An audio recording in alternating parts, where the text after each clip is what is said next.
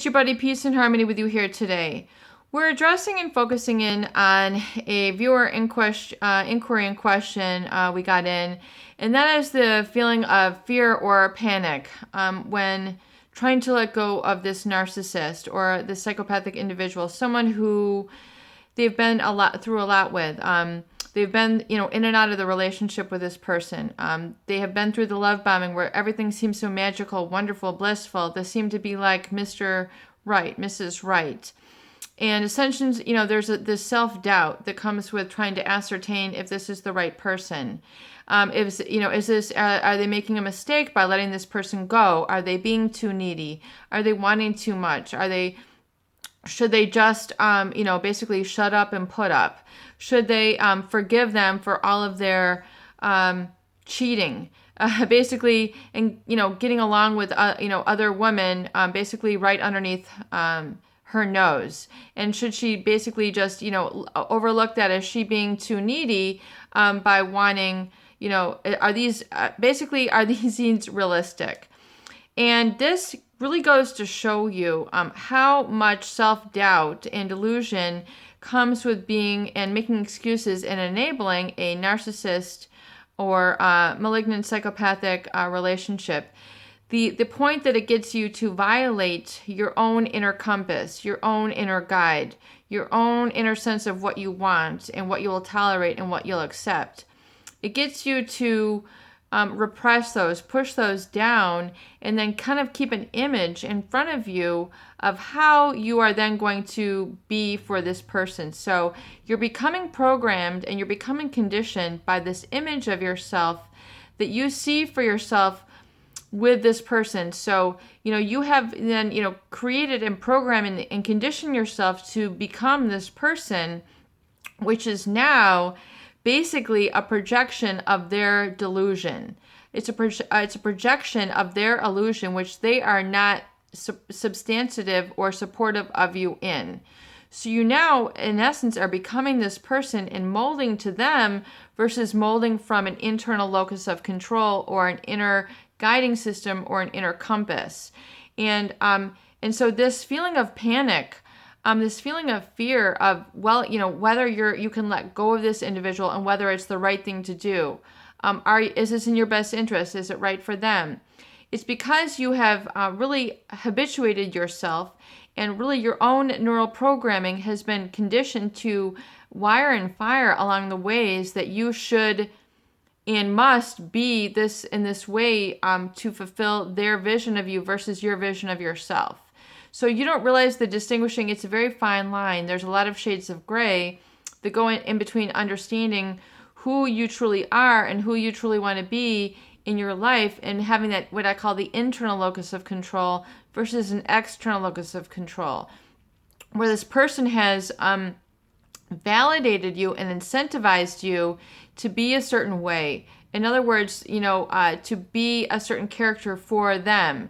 And they keep you on this kind of ladder, if you will, where you feel like you're growing in the relationship. You feel like you're growing closer. You're becoming more intimate. You're getting closer to consummating this relationship. You are going to get married, or you're going to have a place together. You're going to take that trip, or you're going to fulfill this and this adventure, whatever it is that you have basically pinpointed for your ideal or your goal or your objective in the future with this person is all basically a sham.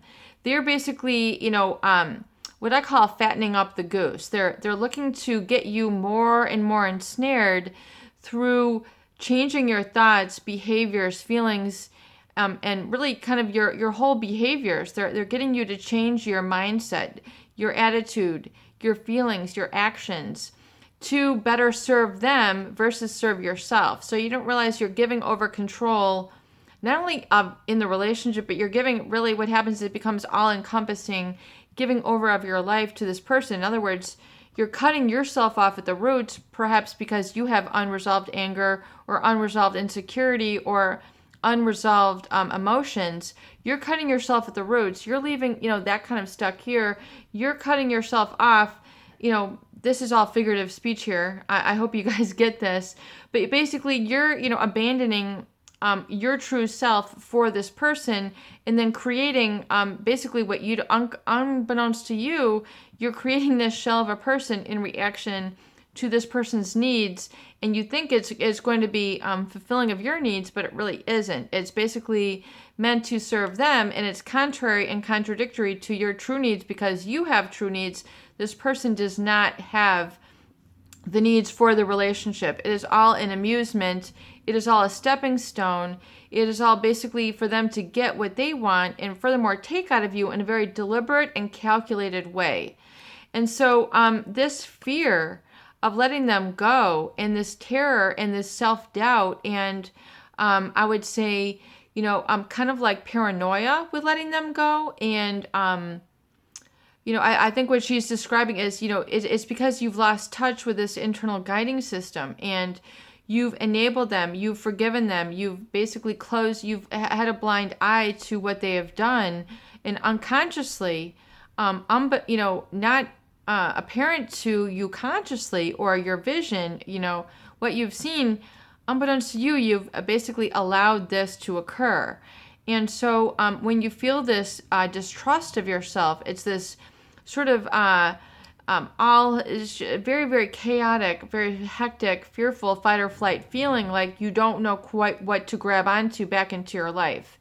And instead of grabbing to this person to help validate you, or, basically what I say, further deplete the emotional the emotional reservoir, you've become basically so emotionally bankrupt that you need to keep indebting yourself to this person, but yet, you're invalidating yourself simultaneously. It's a very difficult phenomenon to describe, but I hope I'm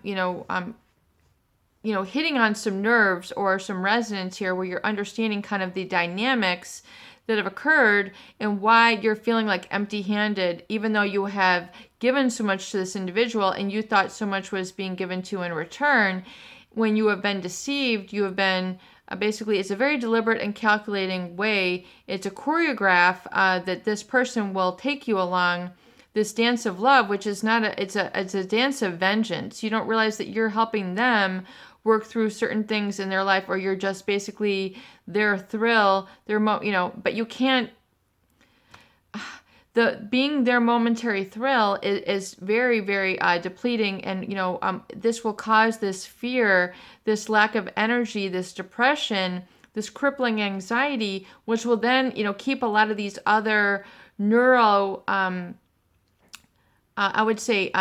entanglements going in your mind, which relate to the nightmares, and then the paranoia, and the feel like you're seeing things, or that they're preying on you, or they've infested your computer, or they've infested your phone. I mean, these sort of thought forms then begin to proliferate in your mind, and then you have this sort of feeling of momentary psychosis, or like you're no longer in reality, or like very distrustful of your own life and your own perceptions, and your own very distrustful of your thoughts and feelings and emotions and behaviors, and you don't know what's good for you anymore. I mean, this is, the result of gaslighting, brainwashing, depersonalization, and it can be very, very scary. So you have to realize that it was your reaction and adaptation to this person's deceptions, which created a lot of this. And so basically, it's going no contact, and not thinking along those same ways to be that same person for that individual. In other words, that is a sham. It's basically, I would say falling on your sword, realizing that this individual had deluded you, and I've made a total mistake by deluding myself, and unbeknownst to me, I've made an utter and really grave and serious mistake by entrusting so much, or giving a lot of reality feeling to this individual who is not really in the same reality. And when I say not the same reality, I mean that they don't have the same emotional meaning. They don't have. It's more profound than they don't have the same needs. They don't have the same really emotional foundation in life. They don't have the same neural network. They don't have the same things that they're rewarded by or they're driven by. It's not a very positive, it's a very negative, pessimistic, sort of very, I mean, some people call it demonic or evil. It's more than that. I mean, it is all that. I guess let's just put it there. So it's very difficult to articulate into words. All I know is it's a very uncomfortable feeling, which you inherently know once you've experienced it that you want to stay away from. And so once you have that, do not doubt yourself. You know your true feelings. You do know what you truly want. You have to pay attention to your body because the body is the subconscious mind. And if you are feeling like when in doubt, throw it out. It's one of those feelings, if you have this doubt and if you've overridden your own sense of knowing what is right or wrong. In other words, you've made so many excuses for this person. You've said, oh, because of this, because of that, because of this, I will let this go. I'll let this slide. I'll be there for this person.